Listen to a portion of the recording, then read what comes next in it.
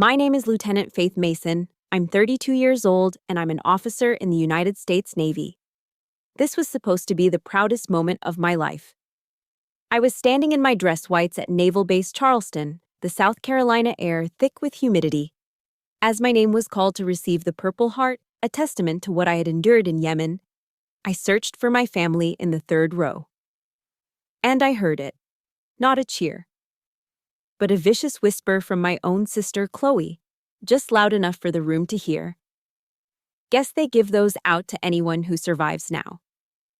The snickering that followed wasn't from strangers. It was from my father, my mother, and my brother. They weren't just embarrassed by my survival. They were covering for a secret. They didn't know I saw the little red light blinking on Chloe's phone. They were recording my humiliation. And if you want to know what happens when a soldier discovers the real enemy is inside her own home, let me know where you're listening from in the comments, hit that like button, and subscribe. Because I learned something that day. The worst wounds never bleed. I stood at attention, my posture a steel rod against the suffocating blanket of Charleston heat that seeped through the crisp fabric of my dress whites. The air in the base auditorium was thick with the scent of floor polish, salt water, and the collective pride of 100 military families. Around me were the men and women I served with, faces etched with discipline and quiet strength. The first stirring notes of the national anthem began to play, and every spine in the room straightened. I had dreamed of this moment for years, not the medal, not the ceremony, but the profound feeling of belonging to something greater than myself. The feeling that my life had a purpose defined by 3 words: honor, courage, commitment. Admiral Harris, a man whose presence filled any room he entered, stood at the podium. His voice was gravelly but steady as he began his speech about the ambush in Yemen, about sacrifice, about the cost of freedom. I swallowed hard, the motion catching in my dry throat. I could still feel the phantom ache in my shoulder where the shrapnel had torn through, a permanent reminder of that day. My gaze drifted, finding my family in the third row. The Masons of Mount Pleasant. From a distance, they were a perfect portrait of Southern respectability. My father, Richard, the retired shipyard owner, sat with his familiar, stoic expression, his face looking as if it were carved from the same old oak he used to build his boats. My mother, Eleanor, wore the practiced, serene smile of a quintessential Southern matriarch, a smile that could calm a storm or hide a secret with equal ease. Beside her sat my brother, Evan, and my sister, Chloe. And Chloe, my beautiful, polished sister, was holding up her phone, the lens aimed directly at me. Lieutenant Faith Mason. The Admiral's voice boomed through the speakers. A wave of applause, respectful and warm, washed over me. I pushed off my heels and began the walk toward the stage. Each step was a negotiation with the shrapnel that remained embedded in my shoulder, a sharp, pulsing reminder of the cost. The polished floor reflected the bright lights above, making the world feel slightly unreal. I kept my eyes fixed on the Admiral, on the flag behind him, on anything but the growing unease coiling in my gut. And then I heard it. It wasn't a whisper, lost in the shuffling of the crowd. It was sharp, crystalline, and perfectly timed to slice through the brief lull in the applause. Chloe's voice. Oh God, look at her. I guess they give those out to anyone who survives now. The air around me didn't just chill, it turned to ice. The sound of the applause, the heat, the Admiral's waiting face, it all receded, replaced by a deafening roar in my ears. For a split second, my mind refused to process it. A joke? A poorly timed comment. But then I risked a glance. Chloe had a hand covering her mouth, but it couldn't hide the triumphant, contemptuous glint in her eyes. It was the same look she'd given me my entire life, the look that said, "You don't belong." She had always resented me for escaping the golden cage of the family shipyard, for choosing a uniform over a legacy she coveted. But I never imagined her venom could be this potent, this public. This was not just jealousy. This was a declaration of war. But what truly killed me, what shattered the last remaining piece of my naive, disciplined heart, was what happened next. It wasn't just Chloe. My brother, Evan, the golden child, let out a low, appreciative snicker, It was a small, nasty sound that slid into the silence like a knife. And my mother, Eleanor, she didn't gasp. She didn't glare at Chloe. She just offered a tight, polite little smile. It was the same smile she used when a guest spilled red wine on her antique rug. A minor, messy inconvenience to be managed, not a daughter's soul being publicly crushed. And my father, Richard Mason, he didn't laugh. He didn't even smile. He just sat there, arms crossed over his chest, his jaw set like granite. He looked at me, his gaze sweeping over my uniform, the medal I was about to receive, and his expression was one of profound, familiar disappointment. His eyes held no pride, only a cold, hard judgment that said, "Making a scene again, aren't you?" They weren't just silent. They were accomplices. In that single, horrifying moment, they stripped the honor from my uniform, the valor from my sacrifice. They turned my moment of recognition into my trial. And in their eyes, I had already been found guilty. I wasn't a hero. I was an embarrassment. A failure who had the audacity to survive. I reached the stage, my body moving on autopilot, the muscle memory of 1,000 drills taking over where my spirit had failed. Admiral Harris stepped forward, the Purple Heart gleaming in his hand. He was a man who had seen combat, who understood loss. His hands were steady, sure, as he pinned the medal to my chest. But as he did, his eyes, sharp and discerning, flickered for a fraction of a second. He glanced over my shoulder toward the third row, then his gaze snapped back to meet mine. It wasn't a look of simple congratulations.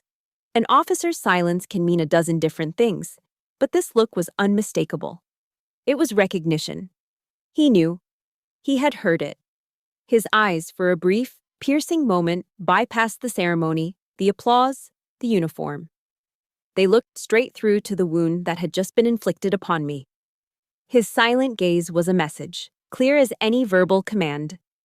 "I see the real injury, Lieutenant, and it isn't the one in your shoulder." Suddenly, the Purple Heart on my chest felt impossibly heavy, its weight pulling me down. It was no longer a symbol of sacrifice made for my country. It was a marker, a cold metallic testament to a betrayal so deep, so absolute, that I was only just beginning to comprehend its shape. The worst wound, I was learning, was the one that never bled. 3 days after the ceremony, I was granted a short leave. The drive home was a familiar ritual, a journey back in time I wasn't sure I wanted to take. My old pickup truck rumbled across the sweeping expanse of the Ravenel Bridge, the iconic twin diamond towers rising against a hazy blue sky. Below, the Cooper River flowed toward the Atlantic, indifferent. I left the energy of Charleston behind and crossed into the manicured quiet of Mount Pleasant, where the old money and old families resided. My family's house was on Liberty Street. The irony of that name had grown sharper with every year I'd been away. It felt less like a promise and more like a cruel joke. As I pulled into the long driveway, I saw the carved wooden sign still hanging by the entrance. The Masons. A family built on honor. The paint was peeling. I drove past the sprawling shipyard that bordered our property, its cranes silent and skeletal against the horizon. Memories, sharp and unwanted, flooded in. I remembered the smell of sawdust and varnish, the feel of rough wood under my small hands. My father had once walked me through this yard with such pride, teaching me the difference between cypress and pine, explaining the perfect curve of a hull. "The blood of the Masons flows in these boats, Faith," he used to say, his voice thick with conviction. But somewhere along the way, it felt like that blood had stopped flowing for me. It had probably stopped the day I chose the crisp, stark white of a Navy uniform over the legacy he had planned for me. The day I had chosen my own definition of honor. I parked the truck, and the memory hit me with the force of a physical blow. I was 18 again, sitting at the polished mahogany dining table.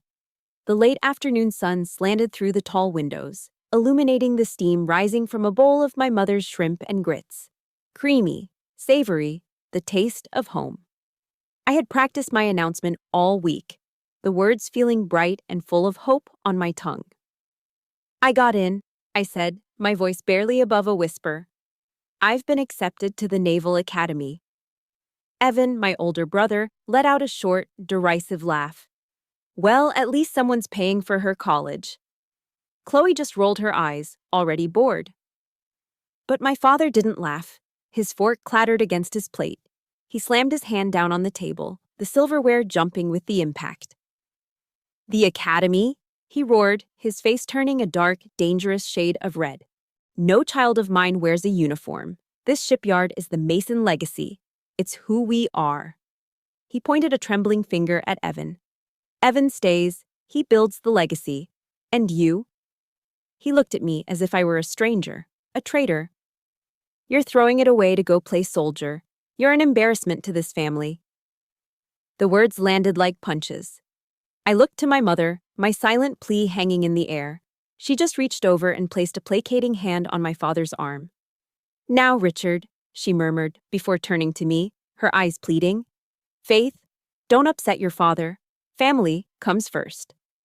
And that was always her mantra. Family comes first. It echoed in my head as I walked through the front door that evening. My mother was waiting for me in the foyer, her arms open for a hug that felt more like a cage.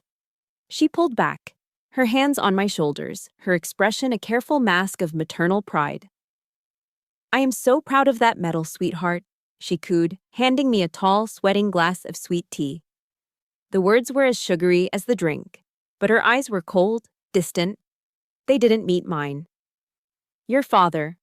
Well, you know how he is. The shipyard has been struggling. It's been so stressful for him. Just try not to bring any more trouble home, all right?" The condensation from the glass chilled my hand.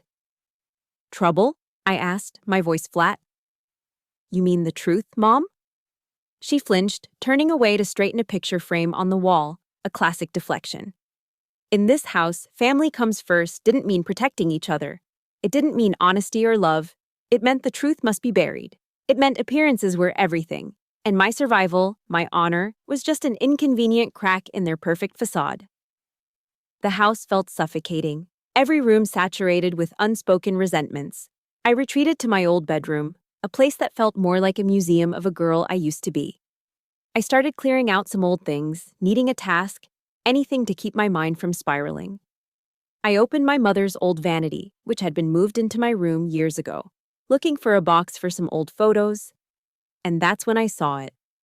Tucked away in the back of a drawer, beneath a stack of silk scarves, was something that did not belong. A plain manila envelope. My breath caught when I saw the faint, stamped insignia in the corner, the seal of the Office of Naval Intelligence. ONI. A cold dread, colder than any fear I'd felt in combat, spread through my chest. My heart hammered against my ribs. Why would my mother, a civilian who ran charity luncheons and garden clubs, have an envelope from Naval Intelligence? My fingers trembled as I pulled it out. Inside, there was no formal report, just a single yellowed slip of memo paper with a typed line on it. Ongoing surveillance, civilian accessing classified medical data via Mason contact. Mason contact. The words blurred. I was the only Mason in the United States Navy. Were they watching my family? Or were they watching me? Who was the civilian? Who were they accessing my data for? If you've ever felt like the odd one out in your own family, like you were the one being watched instead of being supported, hit that like button. And let me know in the comments by just typing the word truth. Because right then, I knew I was on the verge of a truth I might not be ready for.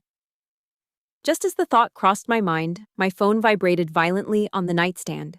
The screen lit up with a name that made the air leave my lungs in a rush. "Admiral Harris," I answered, my voice barely a whisper. "Sir?" His voice was grim, stripped of all ceremony. "Lieutenant, we need to talk. In private." Sleep was a luxury I couldn't afford that night. The Admiral's grim directive and the chilling words on that ONI memo, Mason contact, played on a relentless loop in my mind. Every shadow in my old bedroom seemed to stretch and twist into a new question, a new suspicion. Lying in bed, staring at the ceiling, was a form of torture. I was a soldier. I was trained for action, not helpless speculation.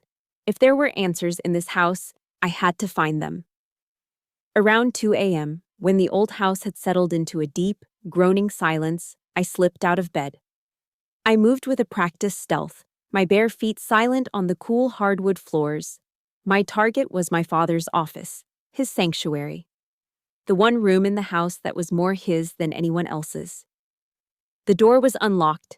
I eased it open, the hinges letting out a barely audible sigh. The room was dark, but the familiar scent hit me immediately. A complex mix of metal shavings, pine wood, and the faint, sweet tang of bourbon. It was the smell of my father's power, his authority. And tonight, I was violating his inner sanctum. I didn't turn on a light, using the flashlight on my phone to cut a narrow beam through the darkness. The beam swept across leather-bound books, framed blueprints of award-winning ship designs, and a photo of him and Evan shaking a senator's hand. I wasn't in that picture. I started with the filing cabinets, shipyard invoices, tax records, supply chain logistics. A decade of a dying business laid out in manila folders. Nothing. I moved to his massive oak desk. I sifted through papers, account statements, letters. It was all meticulously organized, perfectly normal. But the knot of dread in my stomach told me the truth wasn't in the open. Then I saw it. The bottom right drawer. It was stuck, jammed tight. It wasn't locked in a conventional way. It felt more like it was wedged shut on purpose. I pulled my Navy issue folding knife from my pocket, a tool I'd used for everything from cutting rope to opening MREs. The irony was bitter. I was using a symbol of my service to pry into the secrets of the man who despised it. I worked the tip of the blade into the seam, applying steady pressure. With a sharp crack of splintering wood, the drawer gave way. My heart pounded against my ribs. Inside, there was no ledger, no incriminating document. There was just a single, crisp bank slip, stapled neatly to a business card. My flashlight beam trembled as I focused on the card. The text was simple, embossed in a stark, professional font, Maritime Research Group, MRG. The name meant nothing to me. But the bank slip beneath it meant everything. It was a deposit confirmation. Under the line item for services rendered, it read, Payment received, $7,500. And at the bottom, a signature that I had seen on every report card, every permission slip, every check of my life. R. Mason. My father's unmistakable, arrogant scrawl. $7,500. To a man like my father, it wasn't a fortune. But it was too much for a simple consulting fee from a company I'd never even heard him mention. A bitter taste, acidic and foul, rose in my throat. He was a man who had lectured me my entire life about how honor was priceless, how a Mason's name was worth more than gold. But apparently, his had a price tag. Exactly $7,500. My hands shook as I took a series of sharp, clear photos of the card and the slip with my phone. I had my first piece of evidence, and it felt like a shard of glass in my gut. Back in my room, the silence was more oppressive than ever. I couldn't call the Admiral, not yet. This was too personal, too raw. I needed more than a suspicion. I needed to know who MRG was. There was only one person I could trust with this. I scrolled through my contacts and pressed the call button next to the name, Ethan Cole. He was my former squad mate, a cybersecurity genius who'd left the Navy to start his own lucrative private firm. He picked up on the third ring.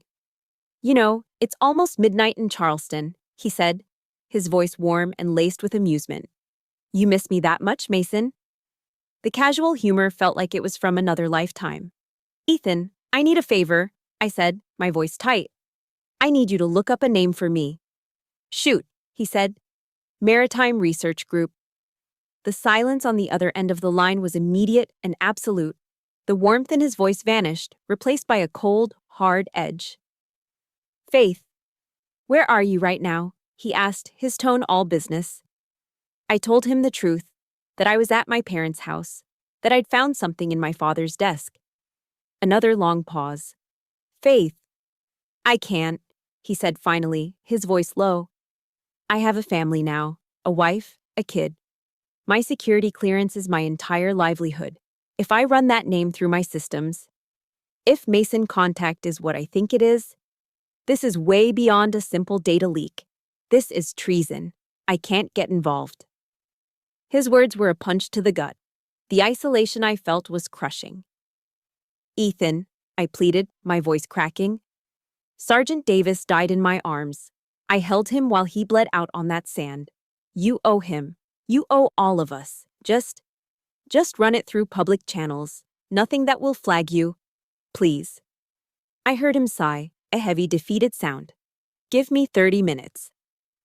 The next half hour was the longest of my life. I paced my room like a caged animal, the pieces of a horrifying puzzle starting to click into place in my mind.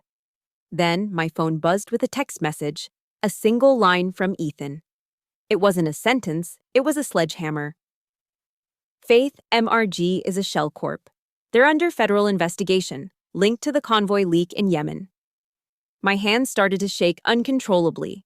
I fumbled with the phone, typing back. What do you mean? A second text came through immediately. It was a link to a heavily encrypted intelligence blog post. The headline alone made me sick. MRG suspected of selling medical convoy routes to foreign contractors. The phone slipped from my nerveless fingers and clattered to the floor. The medical convoy, my convoy. The route we were on that day. The ambush that had killed Davis and Chen and nearly killed me. It wasn't random. It wasn't bad luck.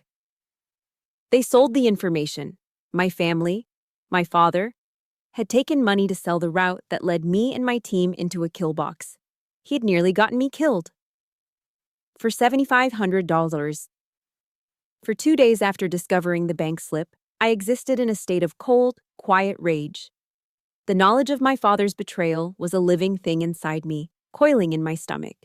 I barely spoke, moving through the house like a ghost, observing them. I watched my father on the phone, his voice a low murmur. I saw my mother flitting around the house, compulsively cleaning, her anxiety a palpable hum in the air. They were watching me too.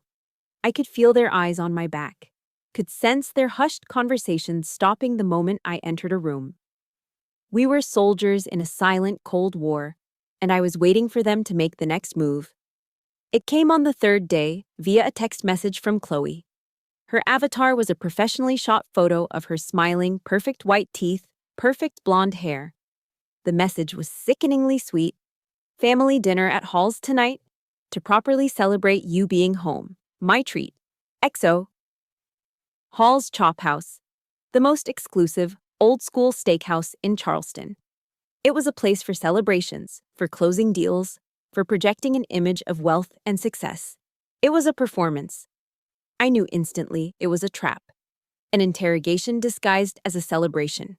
They wanted to gauge what I knew. Since finding that receipt, I'd become a ghost at their feast. My silence a threat they needed to neutralize. Fine. I would walk into their theater of lies. I needed to see their faces, to look into the eyes of the people who had sold me for the price of a used car. I typed back a simple reply. Sounds great. See you at 7. When I arrived, the performance was already in full swing. The hostess greeted my family by name. The low, intimate lighting of halls glowed off the dark wood paneling and crisp white tablecloths. A jazz trio played softly in the corner, the smooth notes of a saxophone weaving through the low hum of conversation and the clinking of wine glasses. The air smelled of money, seared steak, and expensive perfume. My family was seated at a prime table in the center of the dining room, a perfect tableau of the happy, prosperous Masons. My father looked distinguished in a tailored blazer, my mother elegant in a silk blouse. Chloe and Evan were laughing at something on Evan's phone. It was a flawless production, a perfect family harmony, and every note of it was a lie. I slid into the empty chair, and the pleasantries began. My mother fussed over me, asking if I was warm enough. Chloe complimented my blouse. It was all so practiced, so utterly devoid of genuine feeling, it made my skin crawl. The small talk lasted until the waiter had taken our drink orders. Then, my father leaned forward, resting his elbows on the table, a predatory glint in his eyes. So, Lieutenant, he began, the title dripping with a sarcasm so thick I could taste it. Enjoying your newfound fame? Does that little medal of yours get you a discount on a meal like this? Before I could even form a reply, Evan chimed in, a greasy smirk on his face. Hey, if you're not using it for anything, can I borrow that thing sometime? Might look good hanging up in the shipyard office. Could help land a few new contracts, you know. They spoke of it as if it were a cheap trinket, a prop. Not a symbol of my blood spilled on foreign soil. Not a testament to the friends I had lost. My mother just offered a weak, fluttering laugh. Oh, you boys, she chided gently, as if they were teasing me about a new haircut. She was the peacekeeper, the one whose job it was to smooth over the cracks, to pretend the cruelty wasn't happening. My stomach churned with a nauseating mix of rage and disgust. And then, just as I was about to say something, anything, to shatter this grotesque charade, Chloe pulled out her phone and propped it up against the water glass. The little red light was on. She was live streaming. Smile, everyone, she chirped, her voice instantly shifting into her bubbly, social media influencer persona. Hey guys, just having a wonderful family dinner here at Hall's, and I'm with my absolute favorite person, my little sister and honest-to-God American hero, Faith. She panned the camera to me, her smile a blinding, predatory thing. We are all just so incredibly proud of her service to our country. It means everything to us. I watched, frozen, as her manicured thumbs flew across the screen, typing out the captions. I could see the hashtags appearing in the comment feed. Proud military family. Honor. Military strong. Support our troops. The hypocrisy was so profound, so audacious, it almost took my breath away. It was a physical sensation, like acid rising in my throat. She was a vulture, picking over the bones of my sacrifice for scraps of public validation. She was using my pain, my trauma, my service, as a currency to buy likes and followers. The same woman who had mocked my survival in a room full of soldiers was now branding herself as the proudest sister in America. I wanted to scream. I wanted to grab that phone and smash it against the wall. I wanted to flip the table and expose them for the frauds they were. But I didn't. Years of naval discipline, of learning to control my emotions under fire, took over. I held my expression in a mask of cold neutrality. I was an officer. I would not lose my composure, not here, not on her terms. Just then, I felt a vibration in my pocket. My own phone. I discreetly pulled it out under the table. It was a text from a number I recognized instantly. Admiral Harris. My blood ran cold. The message was short, direct, and urgent. We found more. Financials. Meet me after dinner. Do not let them know. A jolt of adrenaline shot through me, clearing the red haze of my anger. This wasn't just a family drama anymore. This was real. I looked up from my phone. Chloe was still cooing at her followers, oblivious. My father was flagging down the waiter for another glass of bourbon. Evan was scrolling through his own phone. They had no idea. The game had just changed. I carefully placed my napkin on the table and stood up, my movements calm and deliberate. Excuse me, I said, my voice even. I need to use the restroom. All eyes turned to me.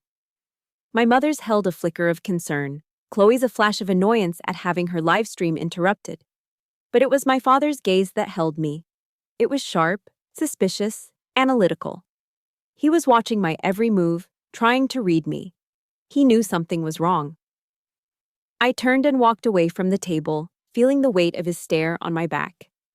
The performance was over. The real battle was about to begin. I didn't go to the restroom.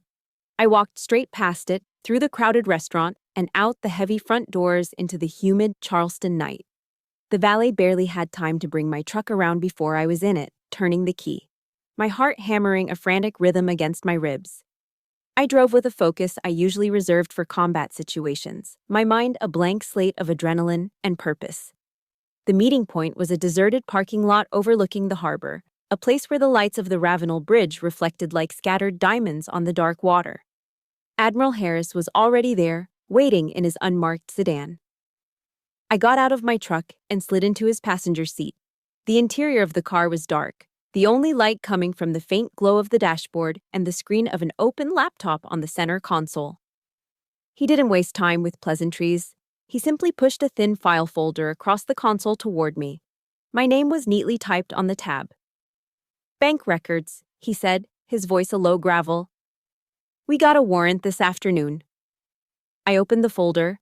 Inside were pages of financial statements, columns of numbers that swam before my eyes. Harris pointed a thick finger at a highlighted name on the top page. The account is in your brother's name, Evan Mason. My blood ran cold. He tapped the page. Regular recurring payments from the Maritime Research Group, $50,000 over the last 6 months. I stared at the numbers, my mind struggling to connect the dots.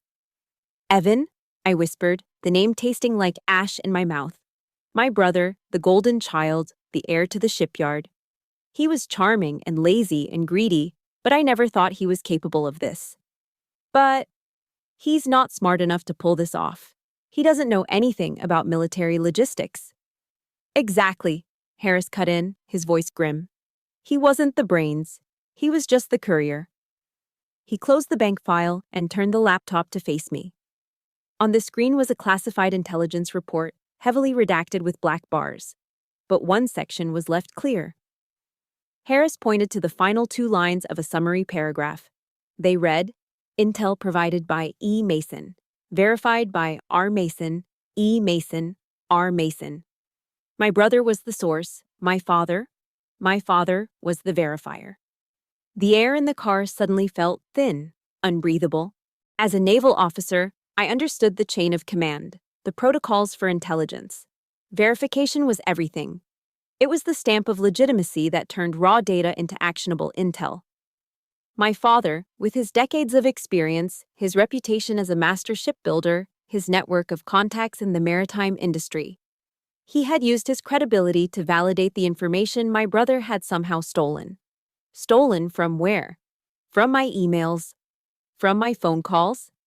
Had they been spying on me all along? This wasn't a family squabble over money anymore. This wasn't just a betrayal. This was treason. A father and son conspiring to sell information that got American soldiers killed. My hands were shaking. Sir, what are my orders? Your orders, Lieutenant, Harris said, his gaze hard as steel, are to go home. Act normal. Do not engage. You are now a material witness in a federal investigation. We handle it from here. I drove away from the harbor in a daze, my mind a maelstrom of shock and horror. The city lights blurred into streaks of color. How could I act normal? How could I walk back into that house and look at them, knowing what I knew? Halfway home, my phone rang. A blocked, unknown number. I answered on instinct. Stop digging, Ms. Mason.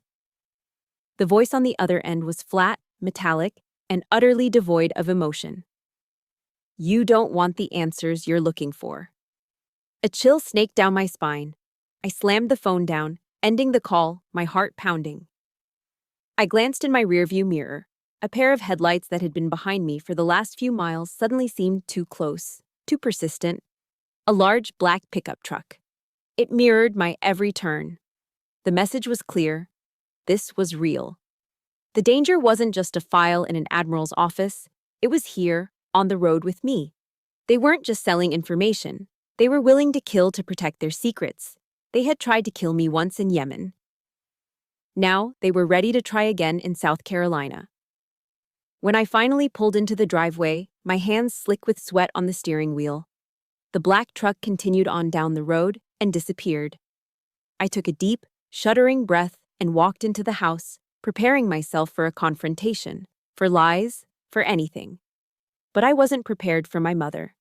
She was waiting for me in the living room, a solitary figure illuminated by a single dim lamp. She was wearing a silk nightgown, looking elegant and fragile.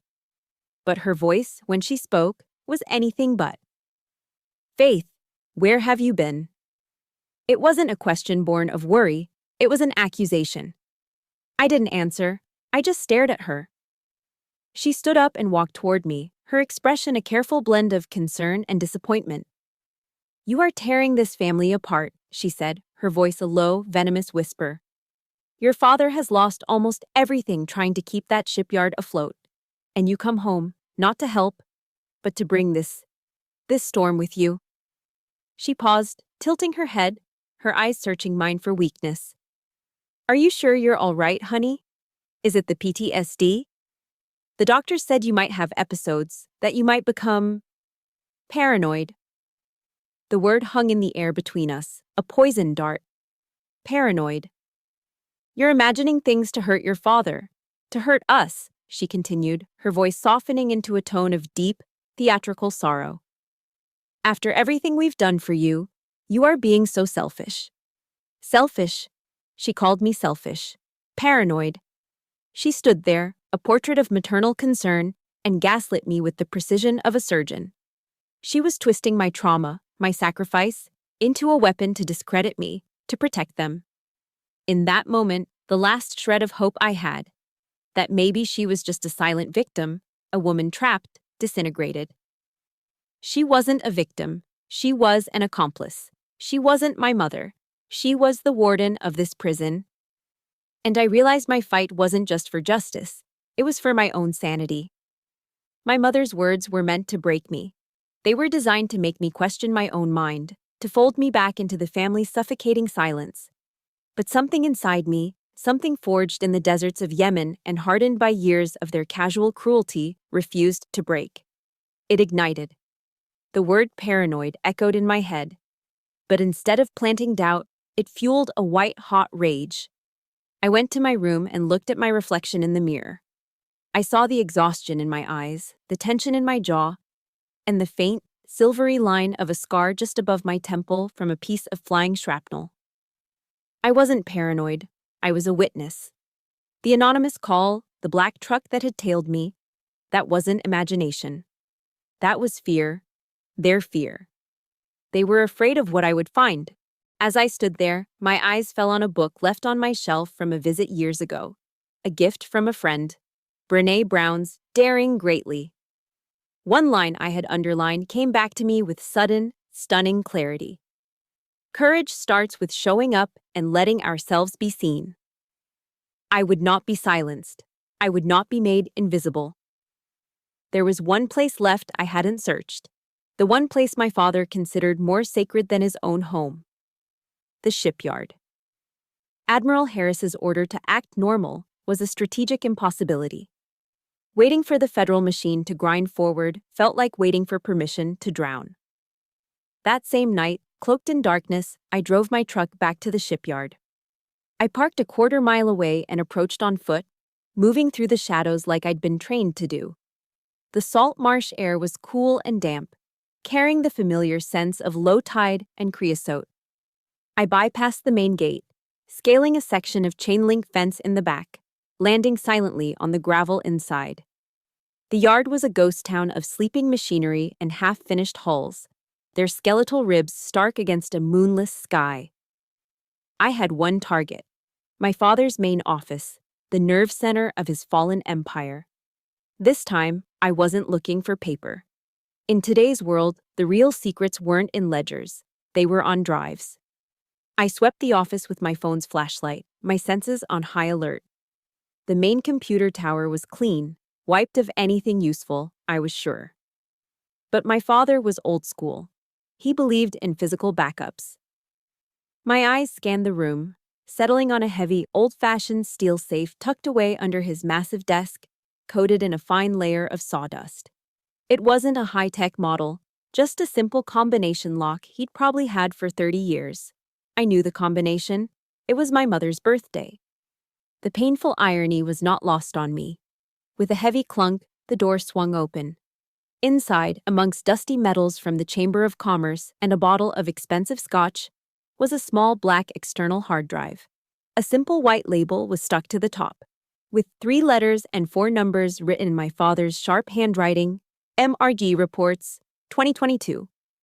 My heart felt like it was going to beat its way out of my chest. This was it. I didn't dare plug it into his computer. I took it, along with a company laptop from a side office, and retreated to the cavernous, echoing silence of a fabrication shed. I sat on an overturned bucket, the laptop balanced on my knees, and plugged in the drive. The screen flickered to life. A single folder appeared. I clicked it open. It was a flood. Hundreds of emails, spreadsheets, and encrypted communications. I saw the threads immediately.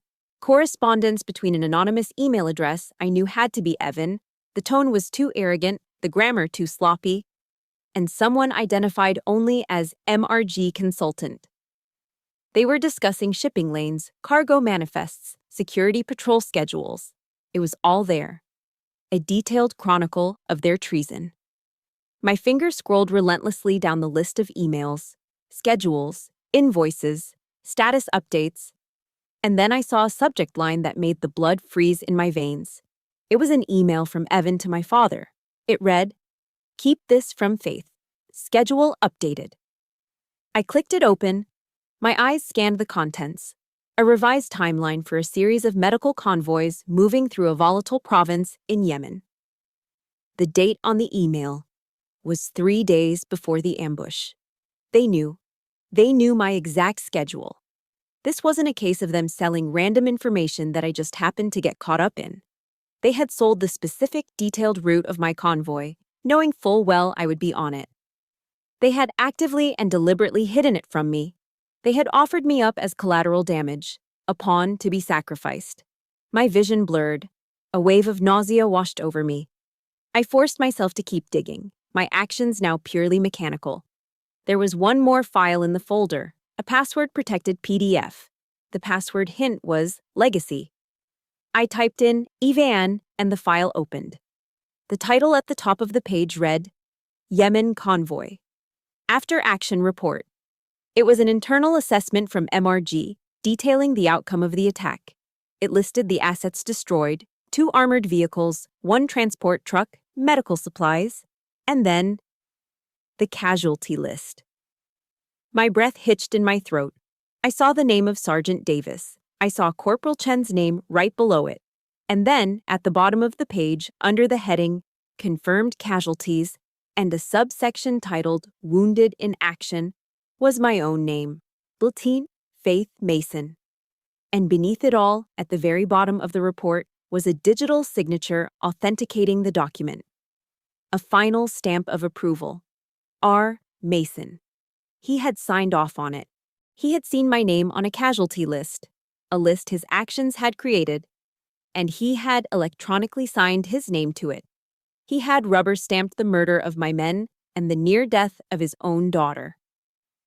A sound escaped my throat, a raw, ragged sob that was swallowed by the immense, empty space of the shed. If you have ever uncovered a truth so devastating it brought you to your knees, please support this story by hitting that like button.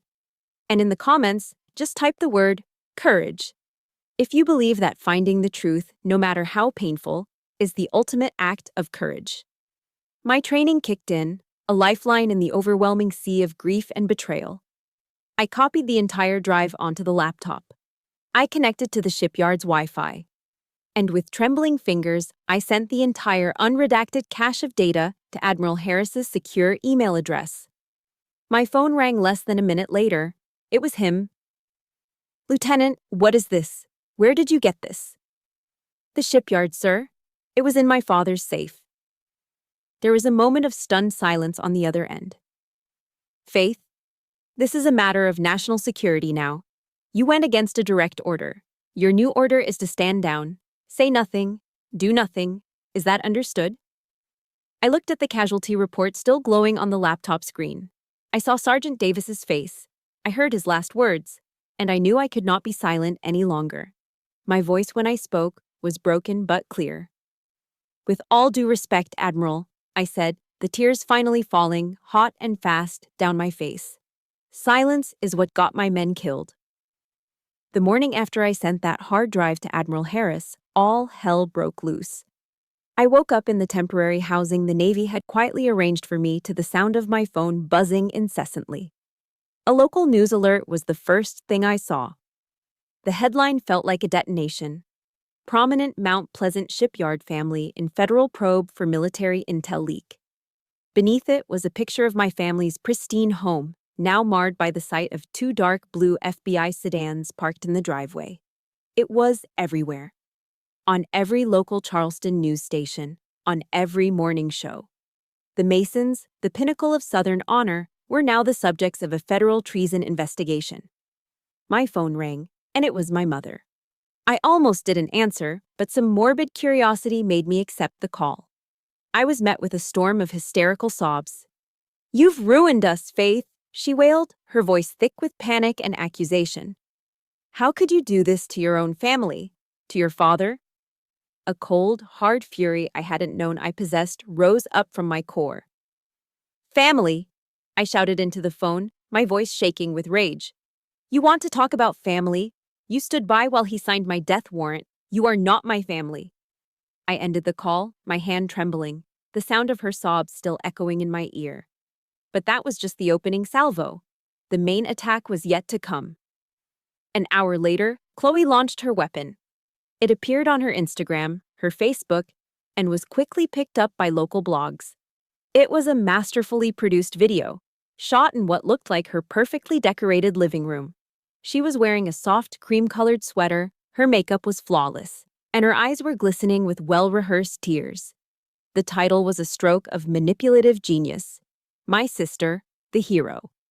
PTSD and the Military Cover-Up. "My sister, Faith, is a hero," she began, her voice trembling artfully. "She served our country with bravery, and she was wounded. She was hurt, and she hasn't been the same since." She paused, dabbing at a tear that never fell. "She's been suffering from severe PTSD. She's unstable. And I believe she is being manipulated by certain people in the military to create this horrible story about our family." The video then cut to clips from the award ceremony. She had edited the footage to make me look disoriented and confused.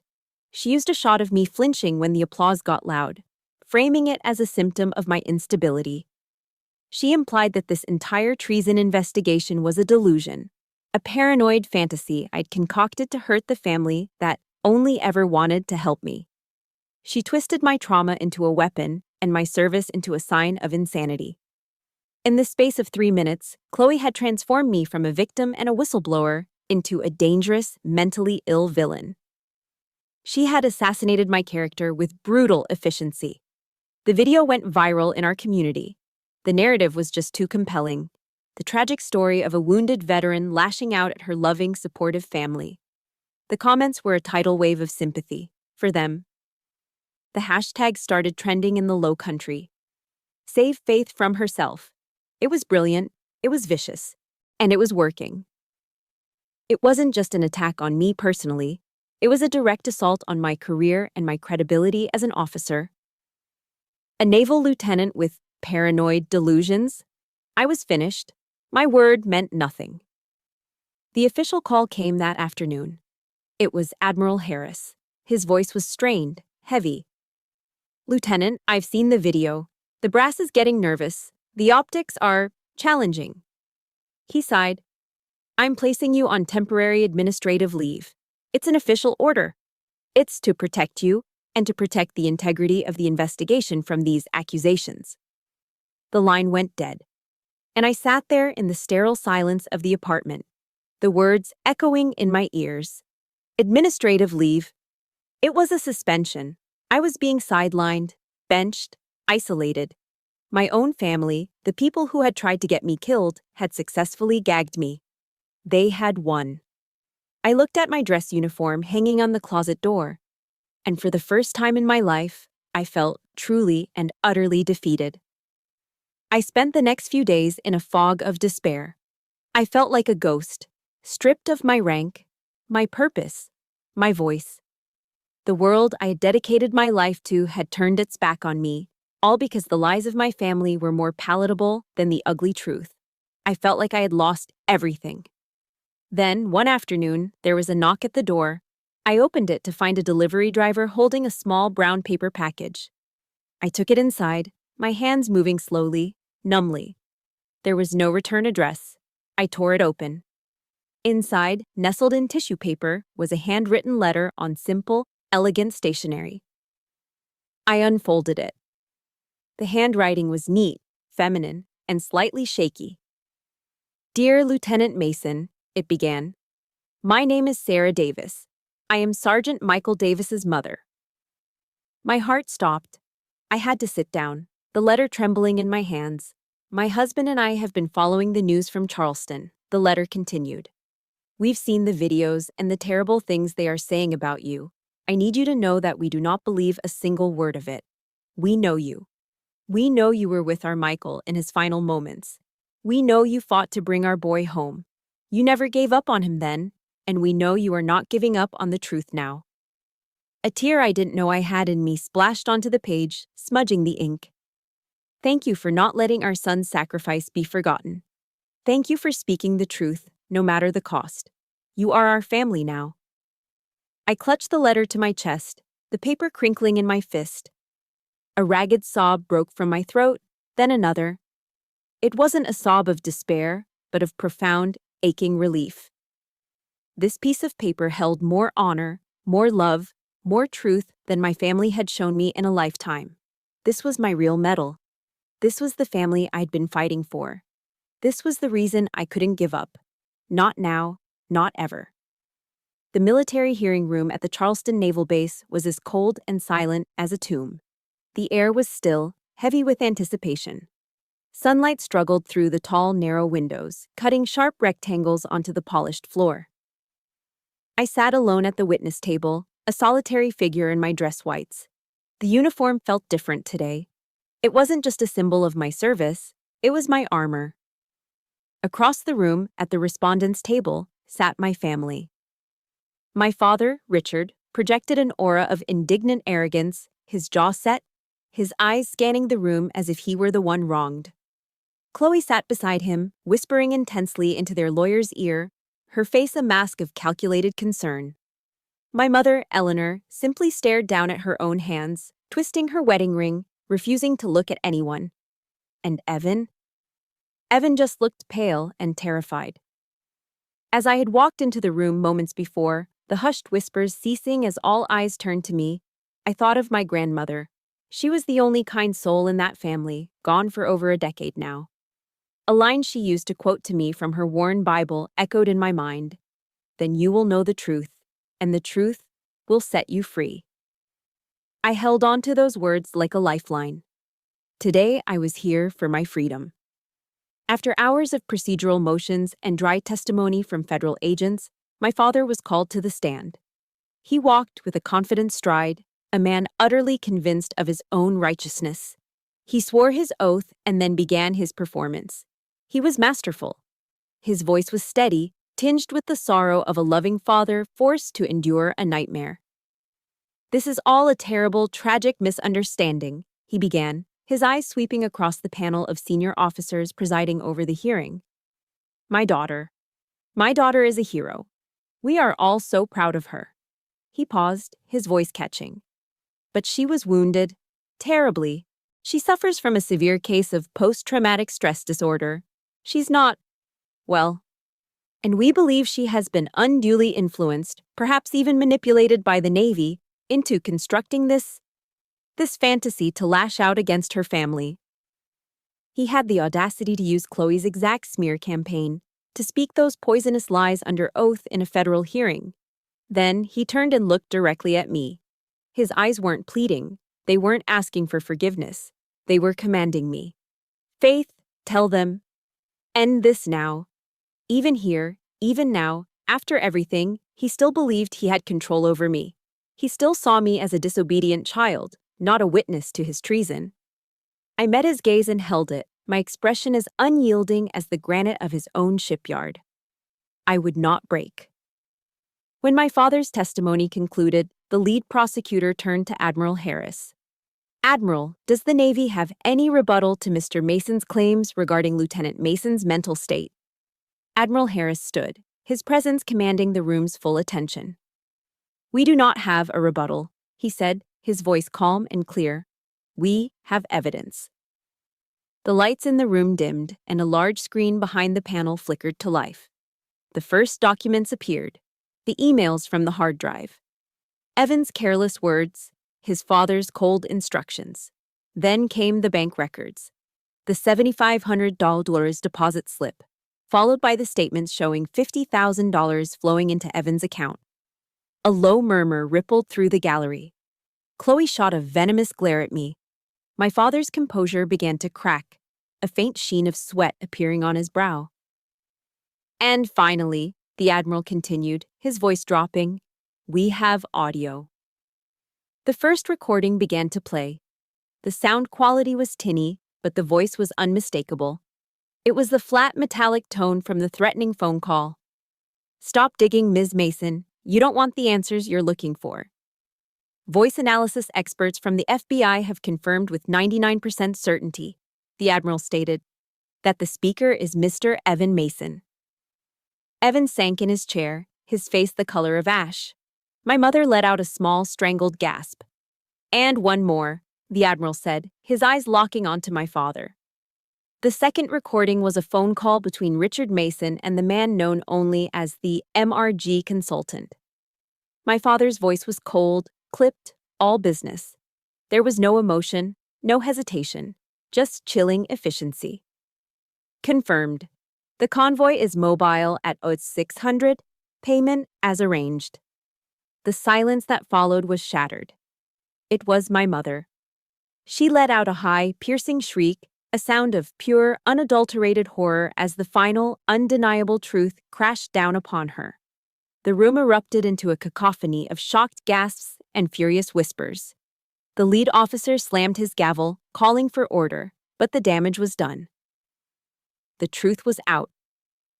In the ensuing chaos, my family's silence was more damning than any confession. Their arrogance had evaporated, replaced by the stark, ugly face of guilt. When the room had finally quieted, the presiding officer turned to me. Lieutenant Mason, do you have a final statement you wish to make? I stood up, my posture straight, my voice steady. I felt the weight of every eye in that room, but I only looked at one person. I looked straight at my father. I only have one thing to say. My voice did not waver. I didn't survive that ambush by luck. I survived in spite of you. The words landed in the silent room with the force of a physical blow. I saw the last flicker of defiance die in his eyes, replaced by the hollow look of a defeated man. I had said my piece. I sat down. The hearing concluded swiftly after that. As the officers prepared to give their final summary, Admiral Harris stood one last time and addressed my father directly, his voice ringing with the authority of a lifetime of honorable service. Mr. Mason, he said, his words a final, damning verdict. True courage isn't found on a medal. It's found in the willingness to speak the truth, especially when it means standing against your own blood. This hearing is concluded. 3 months passed. The storm of the hearing gave way to a quiet, unsettling calm. The aftershocks rolled in not with a bang, but with the cold, impartial voice of a news anchor on the television. I sat in my sterile, temporary apartment, watching the local evening news. A photo of my father and Evan, stern and unrepentant in dark suits, flashed on the screen. The anchor read the verdict with practiced solemnity. Richard and Evan Mason, sentenced to 20 years in federal prison for treason and conspiracy. Chloe Mason, 5 years for obstruction of justice and witness tampering. Eleanor Mason, 2 years probation for misprision of a felony. Justice. It was served. The words should have brought a sense of victory, of vindication. But as I sat there in the silence, there was no triumphant surge. There was only a profound and hollow emptiness. I had won. But in doing so, I had systematically dismantled the entire architecture of my life. My family was gone, imprisoned, disgraced, or estranged. My career, the very bedrock of my identity, was in limbo, floating in a sea of administrative leave and political complexities. I had won the war, but I was standing alone on the battlefield, surrounded by the wreckage of what used to be my life. I had lost everything. A few days later, there was a knock on my door. I wasn't expecting anyone. I opened it to find Admiral Harris standing there, not in his starched uniform, but in a simple polo shirt and jeans. He was holding 2 steaming cups of coffee from a local shop. The gesture was so simple, so unexpectedly kind, it caught me off guard. Just thought you could use a decent cup of coffee, he said, his smile small but genuine. Figured you were tired of the government issue stuff. I stepped aside and let him in. We sat at my small dining table, the silence comfortable between us. We didn't talk about the hearing or the sentencing. We just sat, sipping the hot, dark coffee, watching the afternoon lights slant through the window. Finally, he set his cup down and looked at me, his expression serious. "Your career, Faith," he began, choosing his words carefully, "is complicated. By exposing this, you've embarrassed some very powerful people. You've revealed a vulnerability they didn't want to admit existed." He paused, and I braced myself for the bad news I knew was coming. But what he said next wasn't what I expected. "But you also reminded every one of us what our core values, honor, courage, commitment, actually look like in practice. They aren't just words we print on posters." He leaned forward slightly, his gaze unwavering. "Whatever happens next, whatever the board decides, I want you to know that I am proud to have served with you, Lieutenant." The words hit me with the force of a tidal wave. Proud. It was the one word I had spent my entire life trying to earn from my own father and had never received. Hearing it now, from this man who embodied the very honor my father had only pretended to have, was everything. A dam I didn't even know I had built inside me broke. And for the first time in months, I cried. Not tears of rage or grief, but of a quiet, overwhelming gratitude. He wasn't my admiral in that moment. He was the father I never had. The following weekend, there was another knock on the door. This time, when I opened it, I was truly shocked. Standing in the hallway was my niece, Hannah, Chloe's 16-year-old daughter. She looked small and scared, her eyes wide, but there was a stubborn set to her jaw that reminded me a little of myself at that age. "Aunt Faith?" she asked, her voice barely a whisper. She clutched a small backpack to her chest. "Hannah, what are you doing here? Does your grandmother know you're here?" She shook her head, her gaze fixed on the floor. "No. I brought you something." She reached into her backpack and pulled out a small silver USB flash drive, holding it out to me in her trembling hand. It's everything, all the raw footage, from before my mom edited it all together." I stared at the small piece of metal and plastic, stunned into silence. I took it from her. "Hannah." "Why?" That's when she finally looked up at me, and her eyes were swimming with tears. "Because she lied," Hannah said, her voice cracking with a pain that was far too old for a 16-year-old. "My mom lied. And Grandma and Grandpa, they lied too. I watched it all. I listened to them. And it was all lies." She took a shuddering breath. "I already sent a copy of this to the FBI, so they would know. So everyone would know you don't have PTSD, that you weren't making things up." She wiped furiously at her tears. "I don't want to be like them. I don't want to be a part of the lies." I looked at this girl, my niece, who had risked the wrath of what was left of her family to do the right thing. She had chosen truth over loyalty to a lie. The Mason name wasn't a curse after all. There was still hope.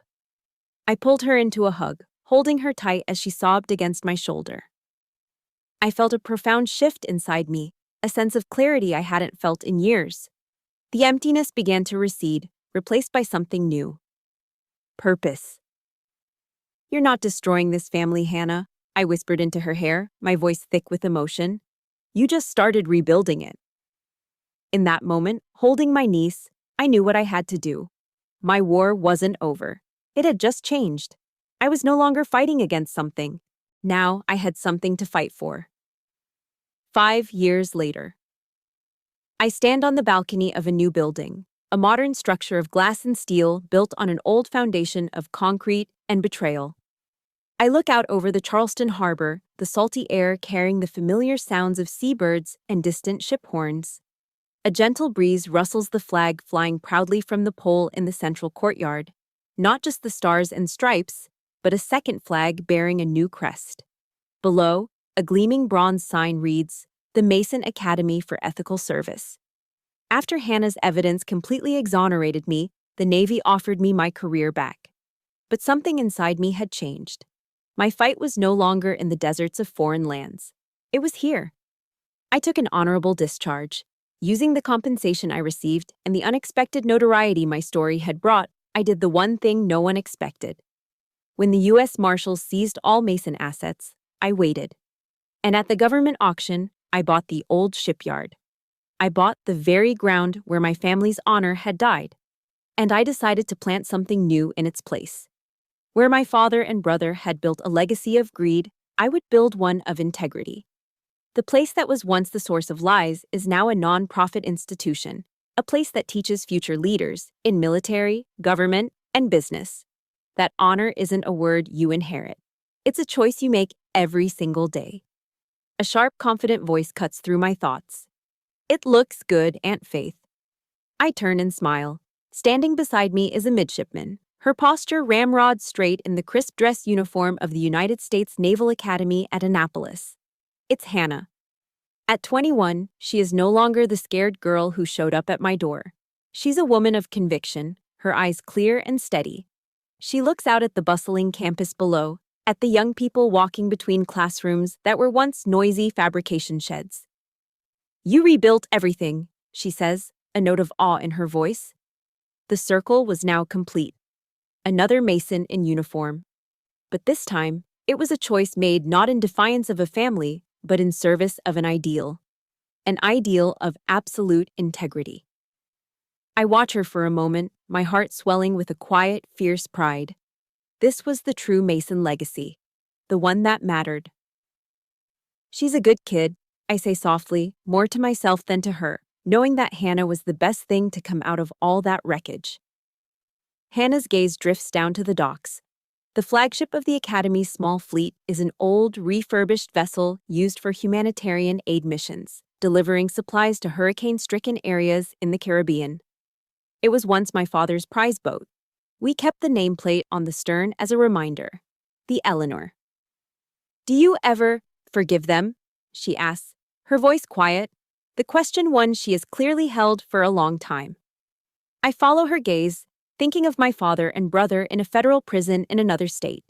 Of Chloe, now out on parole, living somewhere in the Midwest under a different name. Of my mother, who I haven't spoken to since the day of the sentencing. The old, searing anger is gone. The sharp edges of betrayal have been worn smooth by time. All that remains is a kind of hollow sadness, the ghost of a wound that has long since scarred over. "Forgiveness isn't about forgetting, Hannah," I say, turning to face the sea. "And it's not about saying that what they did was okay. It wasn't. It never will be." I take a breath, the salty air filling my lungs. Forgiveness is about accepting the truth of what happened in all its ugliness, and then making a conscious choice not to let it have power over you anymore. It's about choosing your own peace. "So you finally found peace," Hannah says, a gentle smile on her face. I shake my head slowly. My eyes drift toward the wall of my office, visible through the glass balcony doors.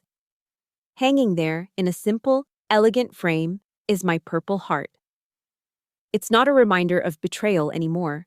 It's a reminder of survival, a reminder of the price of truth. "No, Hannah," I say, my voice clear and certain. "I didn't find it, I built it." Because a true legacy isn't the name you're given. It's not the business you inherit or the reputation you're born into. It's what you build from the broken pieces of your life. It's the choices you make when you have every reason to give up. I, Faith Mason, was given a legacy of lies and dishonor. But I chose the truth. And from the ashes of betrayal, I had created a legacy of my own. One that was quiet and honest and unbreakable. My story, from that painful ceremony to the academy that stands here today, is now told. But I know it's just one story among many. So many of you listening have fought your own quiet battles and have had to build your own peace from the ground up. If you believe that we are the architects of our own legacy, please support this channel by hitting the like button. For my last question, I would be honored to read your answers in the comments. What is one thing you are proud of building in your life? Subscribe to continue being part of a community where stories of resilience are heard and honored. Thank you for listening.